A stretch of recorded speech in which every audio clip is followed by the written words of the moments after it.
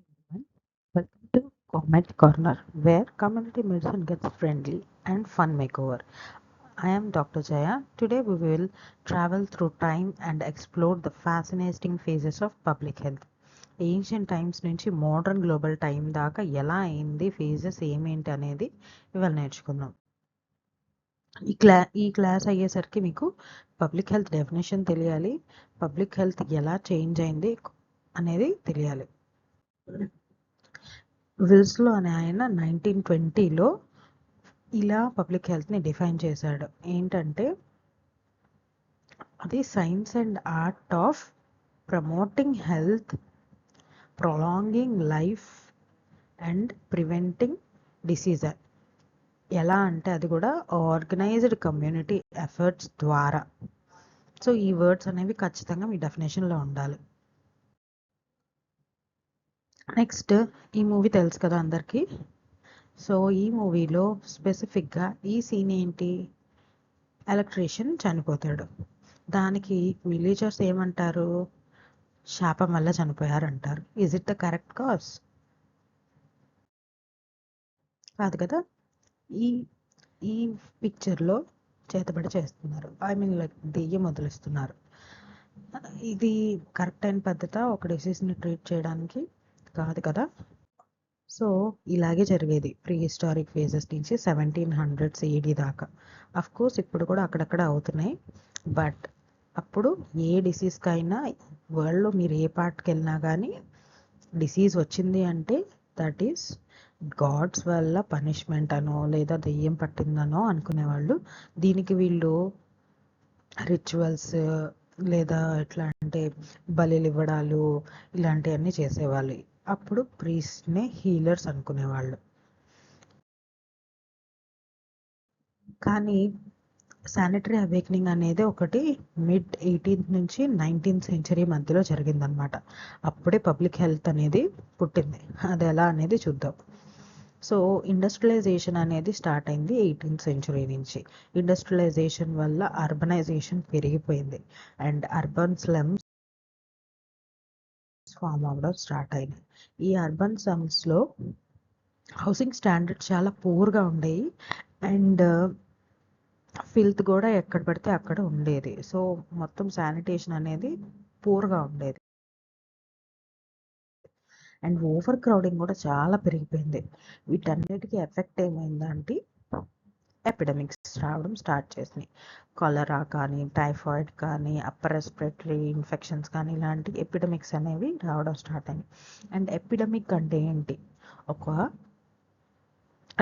ఒక సర్టెన్ ఏరియాలో number of cases expected దానికంటే ఎక్కువ ఉంటే దాన్ని ఎపిడమిక్ అంటారు. అండ్ శానిటరీ అవేకనింగ్ ఆ టైంలో హెవీ మోర్టాలిటీ ఉండేది వర్కింగ్ క్లాస్ మెన్లో. ఎస్పెషల్గా మెయిన్ ఏజ్ అనేది 22 years కంటే ఎక్కువ ఉండేవాళ్ళు కాదు, అంటే 22 years అప్రాక్సిమేట్గా బతికేవాళ్ళు.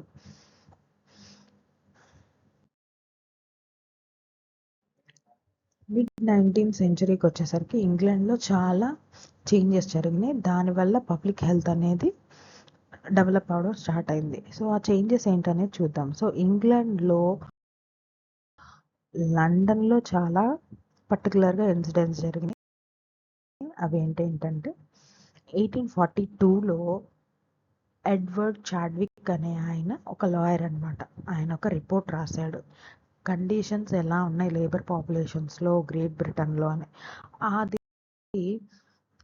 క్వీన్ దాకా వెళ్ళటం వల్ల 1848లో పబ్లిక్ హెల్త్ యాక్ట్ అనేది ఒకటి స్టార్ట్ చేశారనమాట. అది పాస్ అయితే చేశారు, బట్ స్ట్రిక్ట్గా ఫాలో అయ్యే వాళ్ళేం కాదనమాట. 1854కి వచ్చేసరికి జాన్ స్నో అని, హీఈస్ అనస్థీషియాలజిస్ట్.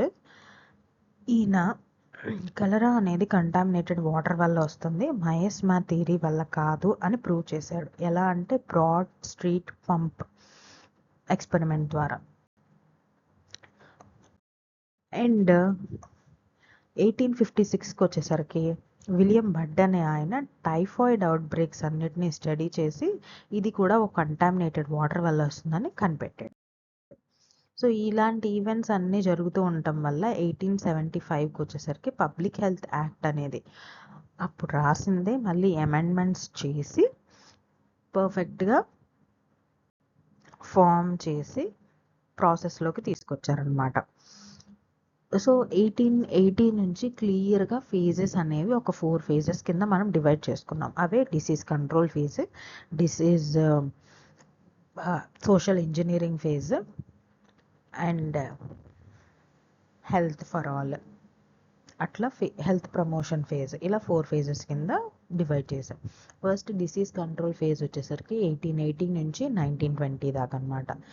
80స్లో పాస్చర్ వ్యాక్సిన్స్ కనిపెట్టడం వల్ల, 1890స్లో కోచ్ పాస్చులేట్స్ కనిపెట్టడం వల్ల కొన్ని శానిటరీ యాక్ట్స్ అనేవి ఫామ్ అయినాయి అన్నమాట. వీటన్నిటి ప్రోడక్టే మన 1920స్కి వచ్చేసరికి పబ్లిక్ హెల్త్ డిపార్ట్మెంట్స్ అనేవి స్టార్ట్ అయినాయి.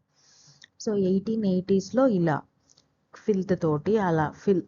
ఫిల్త్ తోటి నిండిపోయి స్ట్రీట్స్ హైజీన్గా లేకుండా పొల్యూషన్ ఎక్కువైపోయి పీపుల్ అందరూ సిగ్గా ఉండేవాళ్ళు.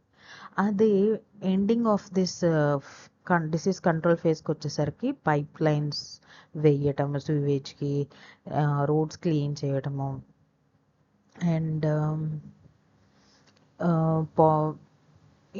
పొల్యూషన్ని తగ్గించడం ఇలాంటివి చేశారనమాట. సో డిసీజ్ కంట్రోల్ ఫేజ్కి వచ్చేసరికి 1880s నుంచి 90 దాకా ఉంది.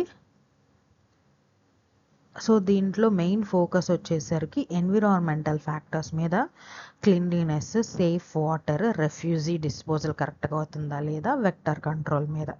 సో ప్రివెంటివ్ మెడిసిన్ అనేది కంట్రోల్ ఆఫ్ ఇన్ఫెక్షియస్ డిసీజెస్ మీదే ఫోకస్ చేసింది. అండ్ పబ్లిక్ హెల్త్ యాక్ట్స్ అనేవి ఫామ్ అయినాయి. హెల్త్ ప్రమోషన్ ఫేజ్ అనేది 1920s నుంచి 1960s దాకా ఉందన్నమాట. ఇందులో ఏంటంటే స్టేట్ అంటే గవర్నమెంట్ కూడా పబ్లిక్ యొక్క హెల్త్కి రెస్పాన్సిబుల్ అనే ఒక కాన్సెప్ట్ స్టార్ట్ అయిందనమాట. దానివల్ల హెల్త్ సెంటర్ కాన్సెప్ట్ అనేది బిల్డ్ చేశారు. ఇది ఫస్ట్ స్టార్ట్ చేసింది 1920లో లార్డ్ డాసన్ అనే ఆయన యూకేలో స్టార్ట్ చేశారు. కానీ ఇండియాకి వచ్చేసరికి బోర్ కమిటీ అనేవాళ్ళు దీనికి స్టార్ట్ చేయడానికి ఆ ఐడియా ఇచ్చారనమాట. దాంట్లో ఇవి ఎందుకు అంటే ఈ హెల్త్ సెంటర్ అనేది బేసిక్ హెల్త్ సర్వీసెస్ రూరల్ పాపులేషన్కి ఇవ్వడానికి అనమాట. సో అప్పుడే మన పిహెచ్సి కాన్సెప్ట్ అనేది స్టార్ట్ అయింది, అదే primary health centre. So community development programme అని ఇంకొక ప్రోగ్రామ్ కూడా ఈ ఫేజ్లో స్టార్ట్ అయింది. అండ్ అది రూరల్ అప్లిప్మెంట్ కోసం, బట్ అది ఫెయిల్ అయిపోయింది, సర్వైవ్ అవ్వలేకపోయింది. సో ఈ fruits of health promotional phase ఏంటంటే పబ్లిక్ హెల్త్ నర్సింగ్ అనేది బాగా పెరిగింది, స్కూల్ హెల్త్ సర్వీసెస్ పెరిగినాయి, ఇండస్ట్రియల్ హెల్త్ మీద ఫోకస్ స్టార్ట్ చేశారు, and mother child health programmes అనేవి కూడా ఈ ఫేజ్ తర్వాత నుంచే స్టార్ట్ అయినాయి అన్నమాట. సో ఇవన్నీ ఏంటి, smoking, drinking, diabetes, hypertension, ఇవన్నీ మన నాన్ కమ్యూనికబుల్ డిసీజెస్కి risk factors. Non communicable diseases ఇవి సోషల్ ఇంజనీరింగ్ ఫేజ్ నుంచే స్టార్ట్ అయినాయి, దట్ ఈస్ 1960 to 1980. ఈ టైంలో ఏంటంటే కమ్యూనికబుల్ డిసీజెస్ తగ్గిపోయి non communicable diseases like CVs, cancers, diabetes, hypertension పెరిగినాయి అనమాట. అప్పుడే మన రిస్క్ ఫ్యాక్టర్ కాన్సెప్ట్స్ స్టార్ట్ అయినాయి. రిస్క్ ఫ్యాక్టర్స్ ఏంటి, సెడెంటరీ హ్యాబిట్స్, స్మోకింగ్, డైట్, ఇవి ఇంకా చాలా ఉన్నాయి. అప్పుడు ఇంటిగ్రేటెడ్ ఫోకస్ అనేది స్టార్ట్ అయింది. Not only physical health, other concepts like behavioural, social, psychological concepts కూడా కన్సిడర్ చేయాలి అనే కాన్సెప్ట్ అనేది స్టార్ట్ అయిందనమాట. అప్పుడే ప్రివెంటివ్, ప్రమోటివ్ అండ్ రీహాబిలిటేషన్ సర్వీసెస్ని గోల్గా పెట్టుకొని అవి స్టార్ట్ అయినాయి. అండ్ కమ్యూనిటీ హెల్త్ అనే టర్మ్ కూడా అప్పుడే పాపులర్ అయింది. నెక్స్ట్ వచ్చేసరికి 1978కి వచ్చేసరికి హెల్త్ ఫర్ ఆల్ అనేది కాన్సెప్ట్ స్టార్ట్ అయింది. ఇది ఎలా స్టార్ట్ అయిందంటే ఇన్ఈక్వాలిటీ చాలా ఉంది డెవలప్డ్ కంట్రీస్కి, డెవలపింగ్ కంట్రీస్కి. వీళ్ళ ఎంఎంఆర్ అదే మెటర్నల్ మోర్టాలిటీ రేట్ కానీ లైఫ్ ఎక్స్పెక్టెన్సీ కానీ చాలా డిఫరెన్స్ ఉన్నాయి అని చెప్పి వరల్డ్ హెల్త్ ఆర్గనైజేషన్ 1978లో ఆల్మా అటా డిక్లరేషన్, అంటే ఆల్మా అటా అనే ప్లేస్లో జరిగింది ఇది. సో దీన్ని ఆల్మా అటా డిక్లరేషన్ అంటారు. అది ప్రైమరీ హెల్త్ కేర్ కీ స్ట్రాటజీగా పెట్టుకున్నారు. Health for all by 2000 AD. ఎందుకు అంటే అందరు పీపుల్, వరల్డ్లో ఉన్న అందరు పీపుల్ సోషల్గా, ఎకనామిక్గా ప్రొడక్టివ్ లైఫ్స్ ఉండేలాగా మనం బేసిక్ సర్వీసెస్ ఇవ్వాలి అనేది వీళ్ళ మోటో అన్నమాట. దీనికి పిహెచ్సికి మన మామూలు 4 ప్రిన్సిపల్స్ ఉంటాయి కదా, అప్పుడే ఇవి ఎమర్జ్ అయినాయి అన్నమాట. ఈ 4 ప్రిన్సిపల్స్ ఏంటి? Equity, intersectoral coordination, community participation and appropriate technology. ఈ ప్రిన్సిపల్స్ గురించి క్లియర్గా పిహెచ్సి డిస్కస్ చేసినప్పుడు మనం మళ్ళీ మాట్లాడుకుందాం. సో 2000 నుంచి 2015 దాకా health for all was aim till 2000 కదా. సో అప్పటికి అచీవ్ చేసిన దాన్ని బేస్ చేసుకొని 2015 దాకా ఎయిమ్ చేసుకుంటూ ఇంకొన్ని మిలీనియం డెవలప్మెంట్ గోల్స్ అని పెట్టుకున్నారనమాట. ఇవి ఈ 8 గోల్స్ మెయిన్గా హెల్త్ మీద ఫోకస్ చేస్తూ 4 ఉన్నాయి.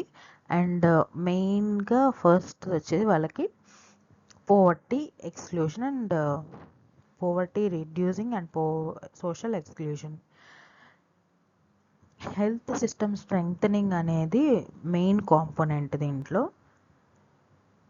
And maternal child services, HIV, tuberculosis and malaria, అలా 4 కాంపోనెంట్స్ హెల్త్ మీదే ఉన్నాయి. దీంట్లో universal primary health care, universal health coverage concepts అనేవి ఇవాల్వ్ అయినాయి. కమ్యూనిటీ పార్టిసిపేషన్ అనేది పెంచడానికి ట్రై చేశారు, లైక్ డిఫరెంట్ ప్రోగ్రామ్స్ లాంచ్ చేశారు. And one of them is national rural health machine అన్నమాట. అండ్ 2015 నుంచి మనకి గ్లోబల్ పాయింట్ ఆఫ్ వ్యూ పెరిగింది. Not like states, not like nations, global health మనం ప్రిజర్వ్ చేసుకోవాలనే కాన్సెప్ట్ స్టార్ట్ అయిందనమాట. అండ్ సస్టైనబుల్ డెవలప్మెంట్ గోల్స్ అనేవి 2015 నుంచి స్టార్ట్ అయినాయి. సో దీంట్లో యూనివర్సల్ హెల్త్ కవరేజ్ కంటిన్యూ అయింది. One health concept, pandemic preparedness, ఇలాంటి కొత్త కాన్సెప్ట్స్ వచ్చినాయి అన్నమాట. And with the evolving digitalisation, digital health కూడా, and global warming, greenhouse effects వల్ల క్లైమేట్ చేంజెస్ వస్తున్నాయి కాబట్టి క్లైమేట్ యాక్షన్, హెల్త్ ఈక్విటీ పెంచాలని, ప్లానెటరీ హెల్త్ పెంచాలని అని డిఫరెంట్ కాన్సెప్ట్స్ అనేవి ఇవాల్వ్ అయినాయి. So aim of public health ఇప్పుడు ఏంటి అంటే global equity, resilience and sustainability. Sustainability అంటే మనం వాడుకొని కూడా సోర్సెస్ని నెక్స్ట్ జనరేషన్స్కి కూడా ఉంచేలాగా వాడుకోవాలన్నమాట. They should not be out of the resources. So ఇప్పుడు మనం ఇప్పటిదాకా చదివిన ఇవల్యూషన్ అనేది ఒకసారి రీక్యాప్ చేసుకుందాం. ప్రీ హిస్టారిక్ నుంచి 1700s దాకా డిసీజెస్ ఎందుకు వస్తాయి అనుకున్నాం? సూపర్ న్యాచురల్ కాజెస్ వల్ల. అండ్ 1750s నుంచి 1850 దాకా ఇండస్ట్రియల్ రెవల్యూషన్ వచ్చింది, శానిటేషన్ అనేది తగ్గిపోయింది. 1842 నుంచి 75 దాకా గ్రేట్ శానిటరీ అవేకనింగ్ వచ్చింది. దాంట్లో శానిటేషన్ మీద ఫోకస్ చేశారు. Clean water, public health acts అనేవి ఫామ్ అయినాయి. 1860 నుంచి 1900s దాకా జర్మ్ థియరీ కనుక్కోవడం వల్ల, మైక్రోబ్స్ని కనుక్కోవడం వల్ల వ్యాక్సినేషన్ చేసి డిసీజెస్ని ప్రివెంట్ చేశాము. 1880s నుంచి 1920 దాకా మైక్రోబ్స్ తెలిసినాయి కాబట్టి శానిటేషన్ మెయింటైన్ చేయడం వల్ల ఇన్ఫెక్షన్స్ కంట్రోల్ చేయొచ్చని డిసీజ్ కంట్రోల్ ఫేజ్ నడిచింది. సో 1920 నుంచి 60 దాకా health promotional phase by building the PHCs. 60 నుంచి 80 దాకా social engineering phase, lifestyle disorders start అయినాయి. అండ్ 81 నుంచి 2000 దాకా హెల్త్ ఫర్ ఆల్ ఫేజ్, అందులో ప్రైమరీ హెల్త్ కేర్, ఈక్విటీకి మనం ఇంపార్టెన్స్ ఇచ్చాము. 2000 నుంచి 2015 దాకా మిలీనియం డెవలప్మెంట్ గోల్స్ అని పెట్టుకున్నాము, పావర్టీ రిడక్షన్ చేయాలనుకున్నాము విత్ సమ్ హెల్త్ గోల్స్. ఇప్పుడు మనం ఫాలో అవుతున్నాయి sustainable development goals, universal health coverage, one health లాంటి